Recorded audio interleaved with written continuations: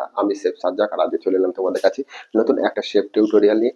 আজকে টিউটোরিয়াল হচ্ছে আমরা সাধারণত চপিং বোর্ড ব্যবহার করতে গিয়ে যেসব ভুলগুলো করে থাকি সেই সব বিষয়ে আলোচনা করব।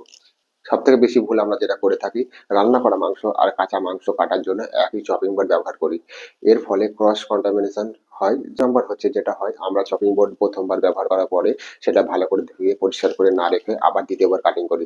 এটা থেকে আমাদের সংশোধন করতে হয়। 3 নম্বর ভুল আমরা যেটা করে থাকি, কাঠের চপিং বোর্ড আমরা শুকিয়ে রাখি না, যার ফলে তাতে ছত্রাক বা ব্যাকটেরিয়া জন্মায়। তাই আমাদের কাঠের চপিং বোর্ড ব্যবহার করার পরে সবসময় সেটাকে শুকিয়ে রাখতে হবে। আমরা বেশিরভাগ কিচেনেই প্লাস্টিকের চপিং বোর্ড ব্যবহার করি।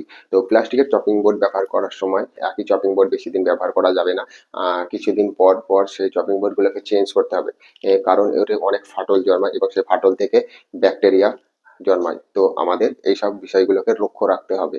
এই ধরনের বিভিন্ন শেফ টিউটোরিয়াল পেতে অবশ্যই আমার সঙ্গে যুক্ত হয়ে যাও।